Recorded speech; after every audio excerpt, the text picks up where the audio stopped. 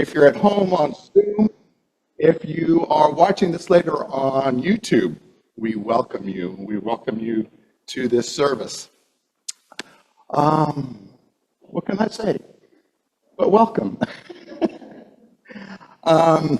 Let's join together in our mission. This is why we are here. So together, Unity of Charlotte is the place where we nurture a deep and mature experience of God through the practice of unity principles.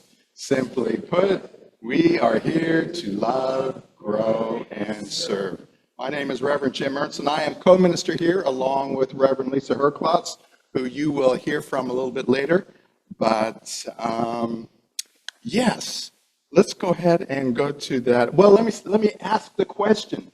Is there anyone who is visiting us for the first time? So many faces that I recognize. Anybody here for the first time? Okay. Well, then we've all been here at least once before. Welcome. Anybody online? We have one person online. Welcome to them, and I'm sure we'll have more join us a little bit later on as well. There are many different ways in which to find out what's going on a daily basis here at Unity of Charlotte. We have our website. We have our newsletter that comes out every Friday at 2 o'clock. Look for that. Facebook, YouTube, Instagram, and Bluesky. And we have our physical bulletin board down the hallway, which has everything we talk about and more down there. So make sure you look at that bulletin board as well. So let's go ahead and move into prayer. I invite you to settle into your seat. Close your eyes if that feels comfortable. Take a moment to move within. So you're moving away from your head and into your heart space as you feel this time that we've come together. We do that shift into that heart space. Our heart expands with love, with gratitude for the ability to come together, to be with each other, here in person or even online. We're grateful for this chance. We open ourselves up to the reality that we are spiritual beings going above and beyond our humanity at any given moment. We invite our mind and our heart to both recognize that. And you can repeat this to yourself as well, that I am divine. That's the recognition. That's the knowledge that we come into this space together.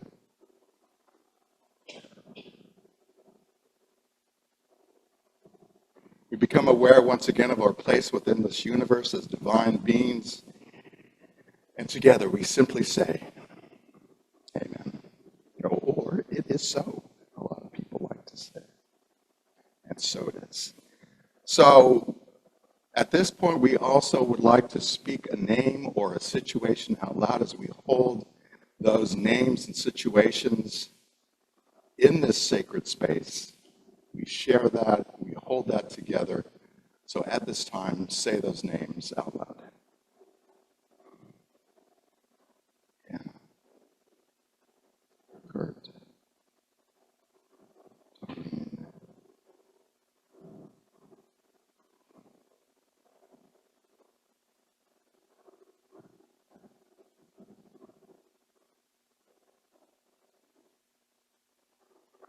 we hold these names, we hold these situations in our heart in prayer, acknowledging divine order. And so it is. We have a prayer of oneness that we can join together and say out loud. There is one presence and one power in my life and universe, God the good, omnipotence. I know that we have a prayer team as well. That prayer team gathers those prayer requests from the prayer box out in the hall. We also have a virtual prayer box on our website. You can fill that out electronically. It gets submitted via email so that all ends up in the same place. And that prayer team prays over those for 30 days.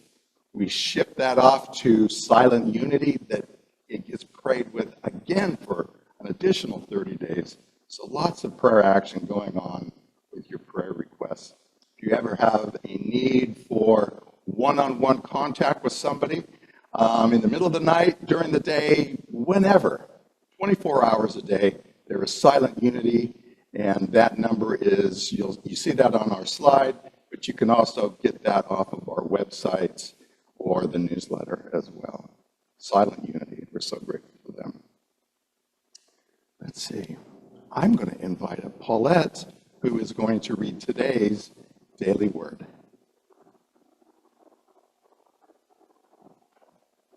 Good morning. Good morning. Today's daily word is beautiful. The world becomes beautiful when I find God in it. When I'm fully present to life, I find beauty everywhere. Looking up at shimmering stars, walking through a field of marigolds, or sitting by the ocean, I rejoice in the beauty of nature. It truly is a wonderful world. The beauty that delights my senses also lives in me. The presence of God does not just surround me, it is within me also. My divine gifts, along with my talents and unique abilities, make me a beautiful and integral part of the world.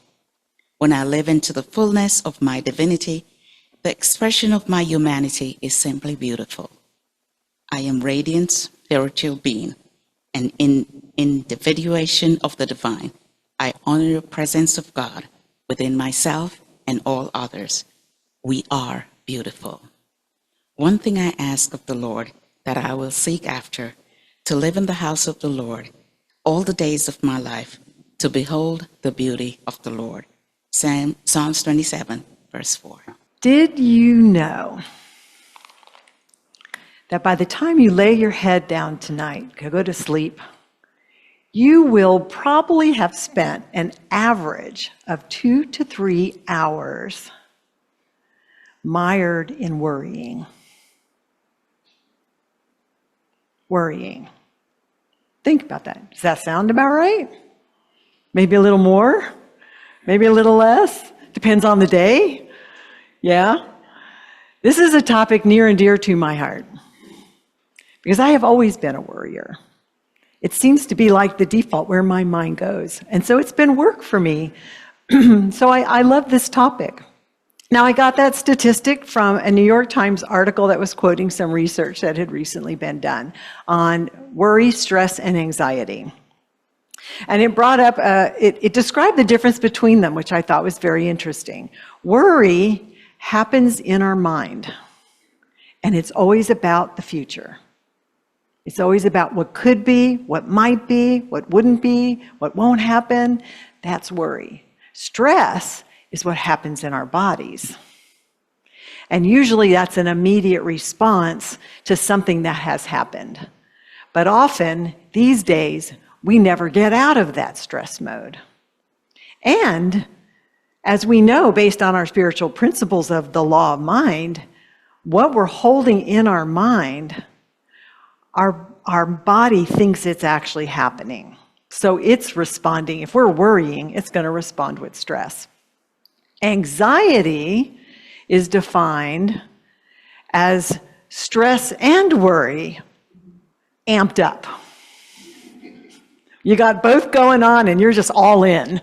That turns into anxiety. So I thought that was a very interesting distinction. Now let me ask you this. What percentage do you believe of what we worry about never comes to be?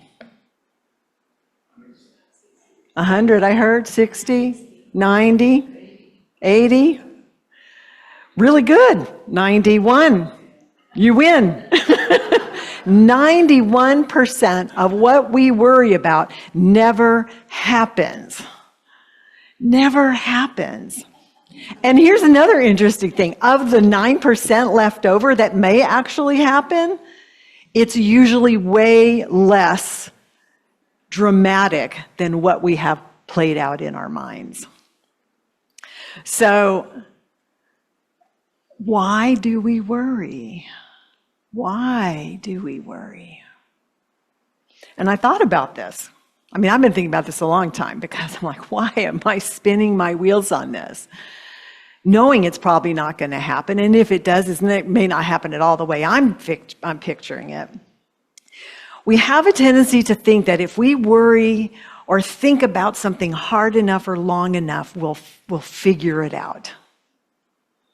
If we wrestle with it long enough, we'll find a way to solve it or get rid of it. This is what our ego mind likes to think. I don't want to let it go because something bad might happen, so I'm just going to keep wrestling with it and imagining what might happen. So this is more like shadow boxing, right? What is it like to box a shadow? Have you ever tried to do shadow boxing? It doesn't really get you anywhere, does it? It's a pretty futile experience. Well, that's worry. Now, let's talk about worry as thinking, because I really want to get some clarity around this. Because thinking is our power. Our thoughts are powerful. So we teach here at Unity over and over again.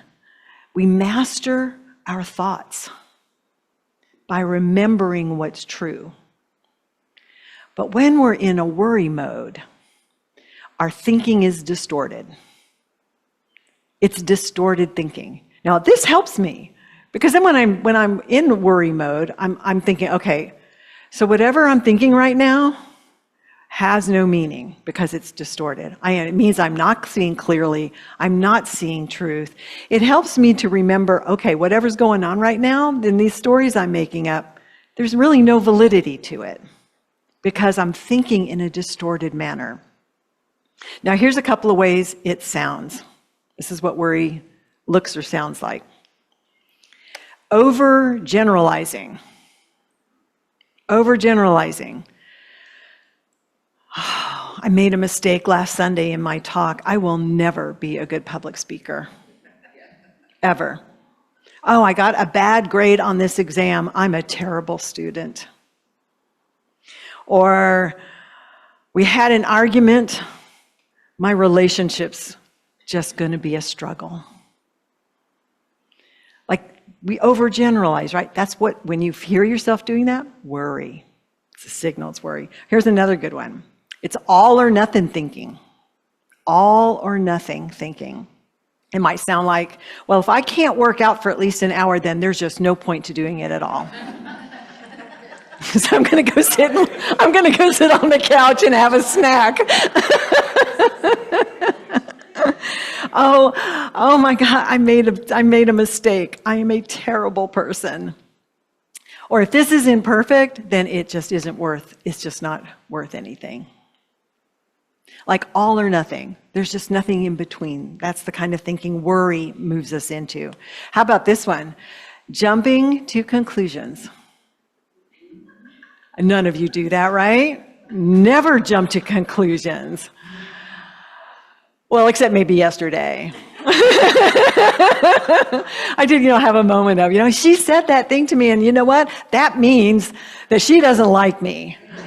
Or that means this terrible thing's going to happen. Or, we all do that at some point. The last two things are thinking in shoulds. Remember, we often say, don't should on yourself. Should have done, it should have done, or I should do this, I should do that. That kind of thinking, that's worry thinking, and it's distorted. And the last one, catastrophizing. Catastrophizing. And if you think we don't do that, just go on social media. Just turn on the news. Just watch the movies we put out. I look for movies to watch on Tuesdays, our special discount day at our movie theater. And we rarely go because I look at the list, I'm like, oh, drama. And not the good kind. Like there's no positive message there. It's like everything's very apocalyptic right now. So that's what worry thinking looks like and sounds like. And it's just good to remember this is distorted thinking. It is not creative. We are creative beings. We are meant to think creatively.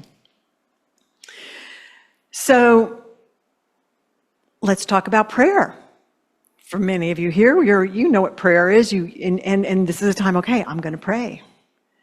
But how often does our prayer start to sound like worry?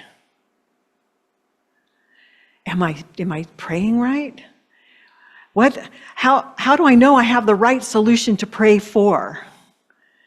I don't know how to create an affirmation for this. Like we end up worrying about how we're praying. That's not the kind of prayer we're going to talk about today. I listened to a gentleman on TikTok. I follow him. I really like him a lot. His name is Michael. I don't know what his last name is. It's Up Spiral Life. He's like a life coach. But he has just a great energy, very positive, and he just gives little pearls of wisdom that I just love to hear. It's just great when you're scrolling through. And I don't get a lot of dark stuff on my TikTok now because it feeds me all my positive affirmative stuff. But he was talking about worry, and he shared this story about a student and her spiritual teacher. And she went to her spiritual teacher and she said, "How can I get rid of my worrying? I feel like I worry all the time. I'm worried about this and I'm worried about that. I even worry about worrying too much. What can I do?" And so the spiritual teacher sits silently, as all the wise ones do. And then she reaches for a candle, she puts it on the table and she lights it. And the glow from that candle lights up the room. And she turns to her student and says, "See, I didn't have to fight the darkness. I didn't have to try to chase it away. I just brought the light. I just brought the light. I can just see that room filled with light." Worry is darkness. It's shadows. There's not clarity in worry. So today we're talking about flipping the switch. When you walk into a dark room, what do you look for? A light switch. What do you do to it? Well, in this case, my picture, you press it. I couldn't find a good light switch picture, but this will work too. Whether you flip it or press it, you turn on the light first. Because then what does that do? Yes, you can see, you understand how the room's laid out. You know how to walk through that room and maneuver. If you're looking for something, you can find it. So that's what I want to talk about prayer being. Prayer is the activity of flipping on the light. Now, did you have to have any solution for anything in the room? Did you have to know where everything was already? You don't. You just turn on the light and it will show you. So let's talk for a moment about light. I need my little flicker. Light, what we mean by light in this sense. We're talking about light as a symbol for spiritual truth. The metaphor, of course, is physical light, but really we're talking about the light of spiritual truth that we know in our consciousness. In Scripture, we have many references to light, but I picked these two. In Genesis, let there be light. This is part of the creation story. These were the first words spoken. Let there be light. Light was the beginning of all creation. And metaphysically, it represents divine understanding or spiritual illumination. Divine understanding or spiritual illumination. If we go to the Christian scriptures, or what we call the New Testament, in Matthew 5:14, we're told, "You are the light of the world." Now the light source isn't out there. I'm the light. I am the light of the world.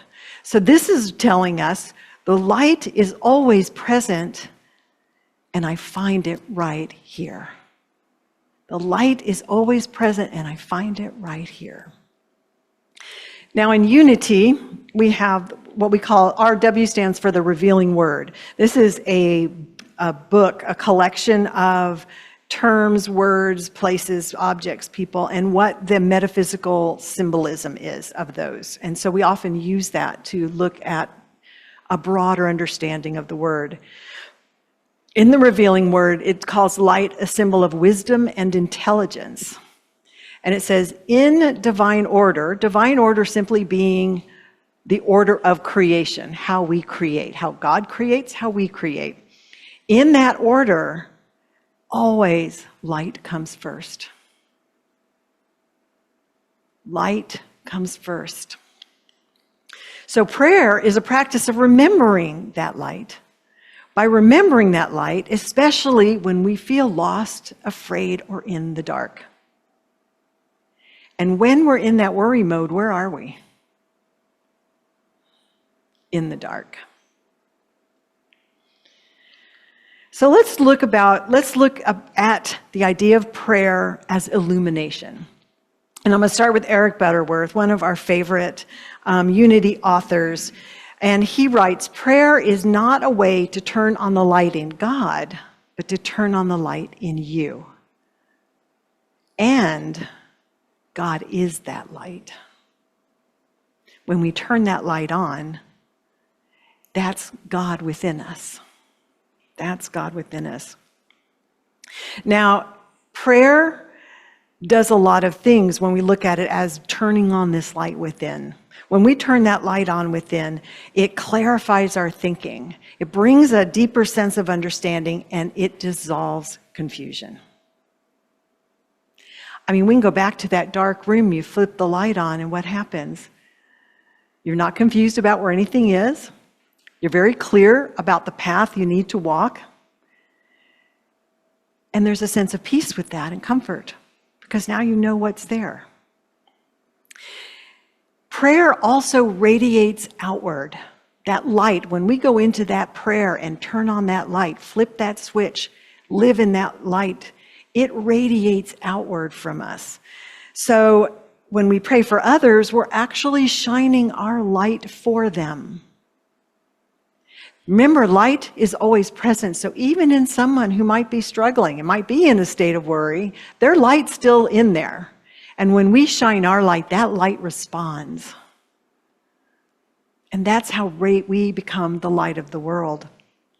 And finally, collectively, when we pray together as a community, and we light ourselves up together, we create a field of light that can impact the world, because it calls to the light in everyone. So that's the power of prayer as turning on that light within. Now, Charles Fillmore, this is from actually one of his sermons, and he says, well, just like if I want to turn on the light here, I would touch the button. You are touching the button when you pray. He goes on, in secret, and when you pray aright. And what he means is you're using prayer not to continue worrying or trying to figure things out or try to know what to do, but you pray to turn on that inner light, because that will bring the answers. The light is already present within us all. Prayer is the way we can activate it. Prayer is how we activate it.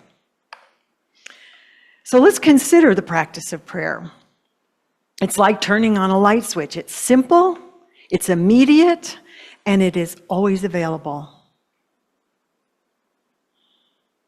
Simple, immediate, and always available. So if I'm in a state of worry, I can think, wait a minute, I can flip the switch. I can call on that light within me. I don't have to have an answer. I don't have to even know how to ask for an answer. I ask for the light, and I claim it. It is both active and receptive. Reverend Jim gave such a great talk last week about motion and stillness, activity and receptivity. Prayer is both. We're actively choosing to flip that switch, right? It takes a motion to turn that switch on, push that button. But once we've done that, we don't have to keep pressing it, do we?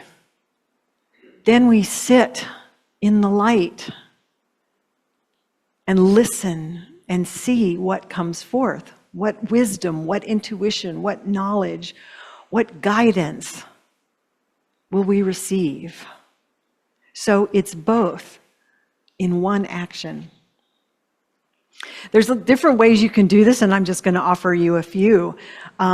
This is where imagination is one of your greatest powers, because you can use your imagination to visualize light. You can bring your consciousness there.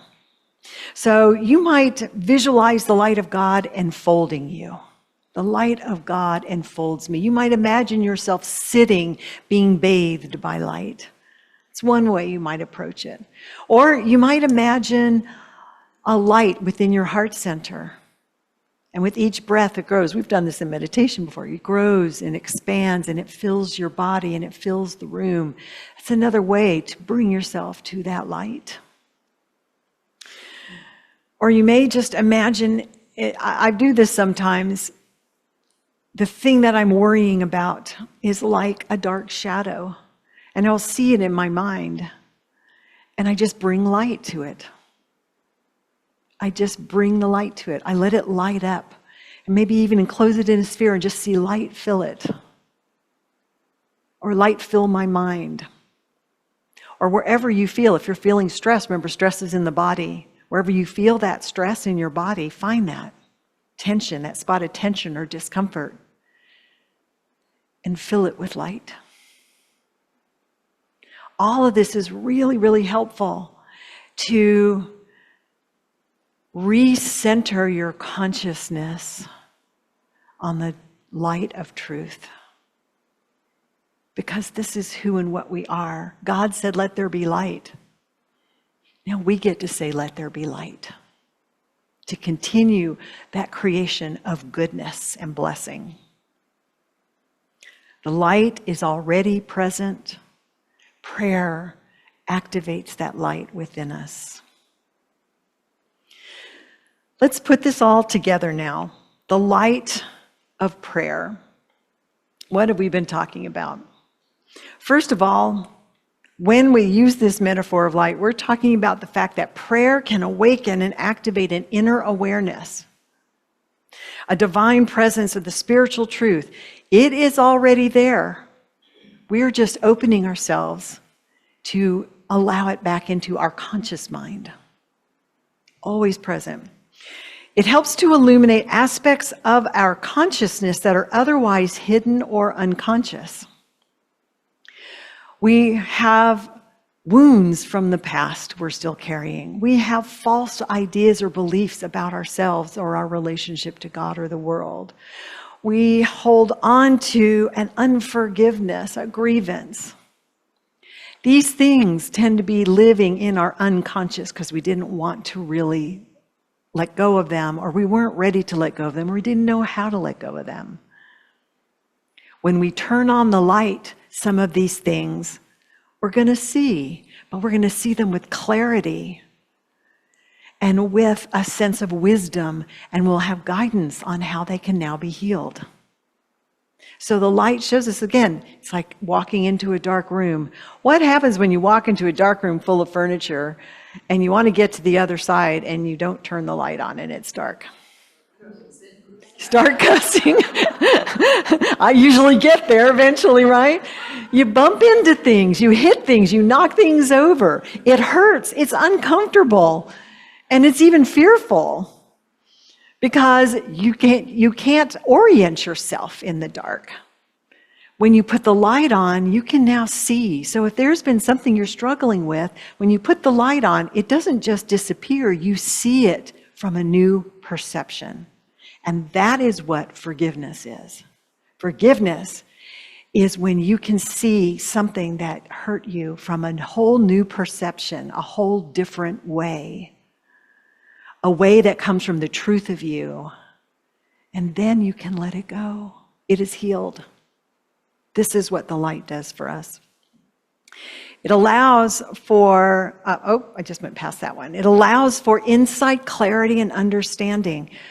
When we turn that light on, we see things as they are. We're not overgeneralizing. We're not going into an all or nothing. We're not catastrophizing. We simply see it for what it is.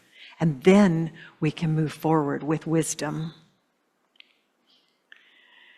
It's both active and receptive. We've talked about that already. Active in that we've got to choose to turn that light on. We've got to do some practice that helps us move into that light consciousness that we are, that Christ light within. And then we could do that through affirmations, through speaking words, or through some kind of visualization. And then when that light's on, we receive. We receive the wisdom, we receive the guidance. Light does not fight or resist. This is the biggest thing. Light, think of that candle. How can I get rid of my worry? Light a candle and let the light diffuse that state of consciousness. No fighting, no resisting. It does not struggle, it simply shines. And that's what light in prayer can do for us. Finally, when we pray, we step into the light of truth, and that light shines through us. It's not even just for us, but it heals and restores us, but it brings that healing and restoration to the rest of the world. And that's what it meant by being the light of the world. Charles Fillmore says this. Charles Fillmore is the co-founder of the Unity Movement with his wife Myrtle, so we often quote from them. He says, your positive stand in truth, that's when we get out of worry, and we stand in truth, will turn on the light and will dispel ignorance and its shadows, and you will be the light of your world. You will be the light of your world. So what can we take away from this? I would like to invite you, if you're willing, to pick this throughout this week. Pick a situation that you may be struggling with in your mind. Remember, worry happens in our minds. Something that you've been mulling over that you just can't seem to let go of. It's not resolving, but you feel like you have to do something with it. And I want you to take that situation and every day for at least a few minutes, sit with that situation on your mind. And then in whatever way it helps you to flip the switch, to turn on that light, whatever words help you bring you into your own inner light, just claim it. Name it and claim it. Remember it's there. Visualize that light. Whatever works for you. It may happen in one sitting and it's done. But if it comes back to you, do it again. And see at the end of the week what happens.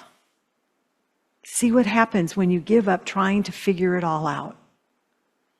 And you just ask for light and guidance. I'm going to wrap it up with this wonderful, let me go back one. I've heard this before. I don't know if you have or not. This is a motto by a group called the Christophers. Does anybody know who the Christophers are? I did not until I looked up who said this. It is a nonprofit Catholic organization that was started by a priest.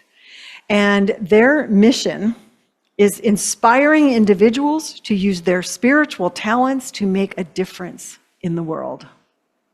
And this is their motto. It is better to light a single candle than curse the darkness. The darkness is where we worry. We worry, we stress, we get anxious. We try to do it on our own. Really, that's what happens is when I'm in my worry state, I'm trying to fix something on my own. instead of turning to my divine source first of all, to be able to see it as it is without all the layers of things I add to it, and then to know what is mine to do or not to do. And sometimes, by the time I'm in that state of light, it all resolves out there. I've had that happen. I had that happen in my family when I had my nephews were struggling. They were in their teen years. My sister and her husband were struggling in their marriage and with alcoholism, and the teen boys were really struggling. And it came to a moment where I felt like I have to go and do something. I was ready to get on a plane and fly to Florida, because I was in Wisconsin at the time, because I just felt like I need to go help them. And then I was doing the course at the time, and I said, wait a minute. And I turned and I opened the course for guidance. And it said, I can't remember exactly what it said, but basically, I'm going to paraphrase here. It said, do not do anything, but turn within and remember the Christ within you. I was like, no, I need to do something. I need to do something. I was worried, right? I was worried about my nephew. I was worried about their whole family. Their whole family is beautiful right now, by the way. AA is an incredible program, life-saving program, and their whole family has been transformed, and they're just beautiful, beautiful right now. This was many years ago. But I got that message, and I struggled with it for a moment, but I said, okay, I turned here for guidance. This is my guidance. Do it. And I did, and the next morning I called to find out how everything was, and it was all getting resolved, like in miraculous ways. Like this huge shift happened that set my sister on a whole new path. And so that's one very rather dramatic experience of it, but it can happen in a lot of small ways too, that this works. So light a candle instead of sitting in our worry, which is cursing the darkness. All right. Are you ready to practice turning on the light? Let's do that. I have an affirmation to offer you. I turn on the light of God in me now. Let's say that together. I turn on the light of God in me now.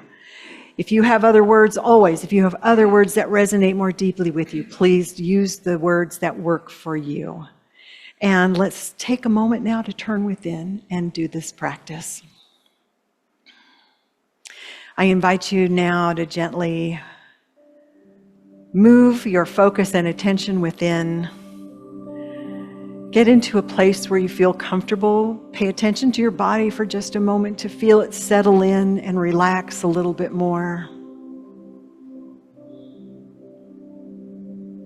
If it works to have your eyes gently closed, or if not, softly let them be it with a soft focus.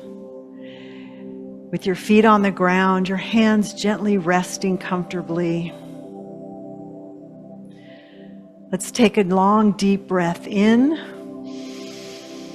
And on that exhale, feel your body relax just a little bit more.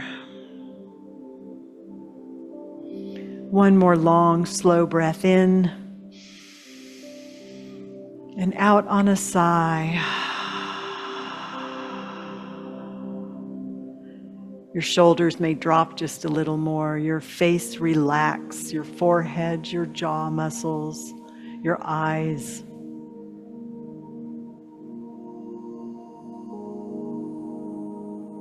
And as your body softens and relaxes, you feel your mind soften and relax. Imagine in your mind there's just a wide open space. Thoughts may come and go, but let them just flow through.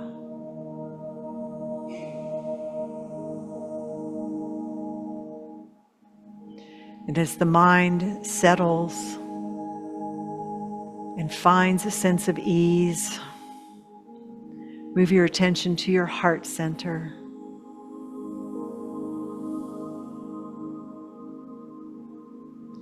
And in your heart center, you may picture a little light. It can be whatever color comes to you. It starts out small, but with each breath, it grows a little more. It's like the breath of spirit feeding that light, and it fills your heart center with a warm, gentle, glowing light.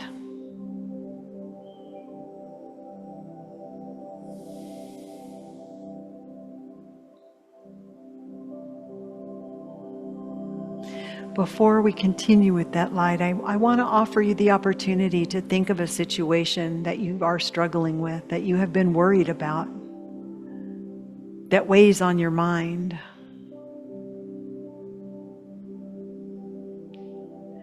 Let that situation come to you without going into the story, without trying to figure anything out. Just think about the situation as it is. And let it rest gently on your mind.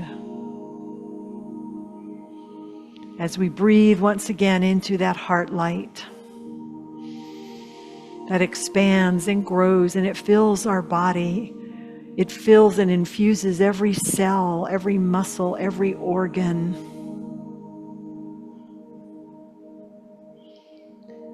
All our body parts respond with a sense of renewal and refreshment. Our whole body feels a little lighter and a little more at ease.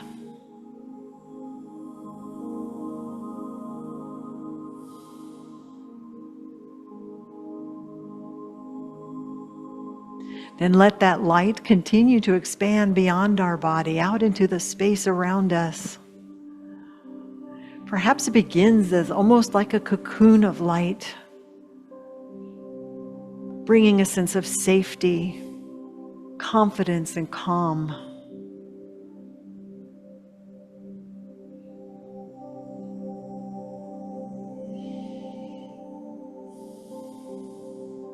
This is the light of God within us.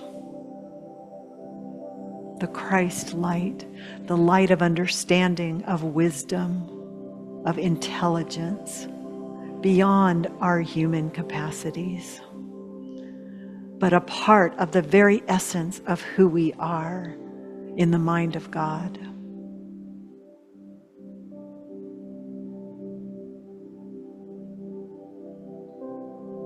As you sit in this light, offer that situation to the light.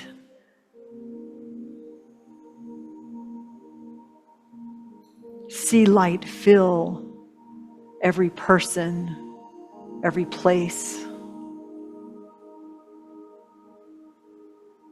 Infusing it with the same sense of safety and calm, the same wisdom and intelligence.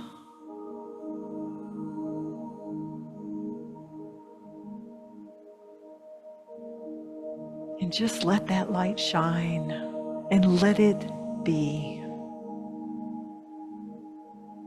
As we listen and simply experience.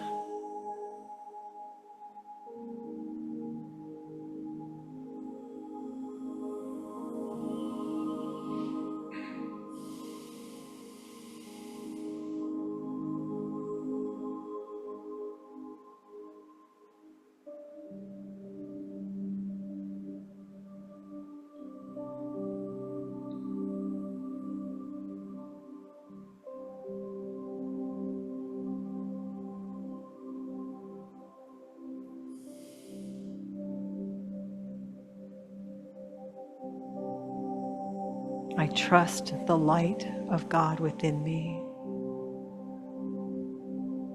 I trust.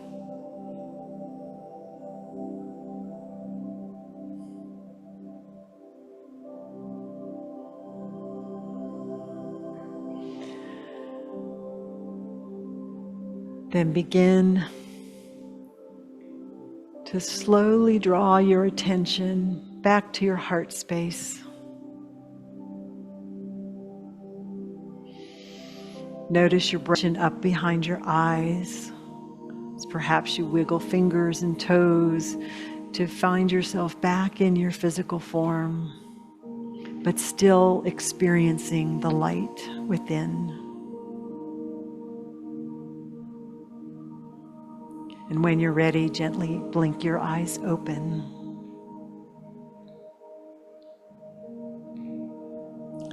I turn on the light of God in me now. And so it is. Namaste.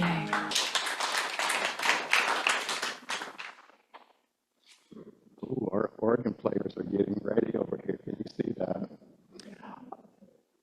One of the things that blesses Reverend Lisa and I are that we get to share from week to week. We get to listen to each other. We get to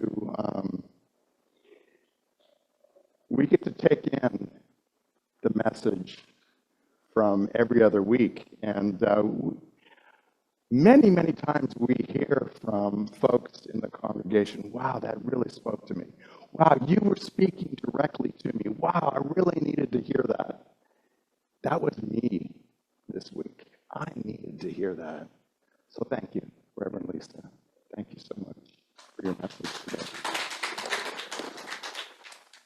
We now get to experience the incredible power of giving and receiving. It's your very presence and your generous gifts that you offer that feed the vitality of this community and allows us to continue to love, grow, and serve each other and the world as well. There are many different ways for us to give.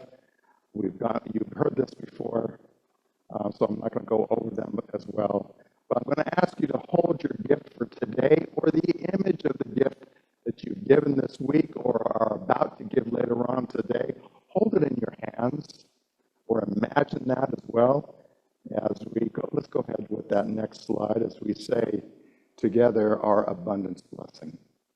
Joyously I give this gift, knowing the divine presence blesses and multiplies all that I am, all that I have, all that I give, and all that I receive.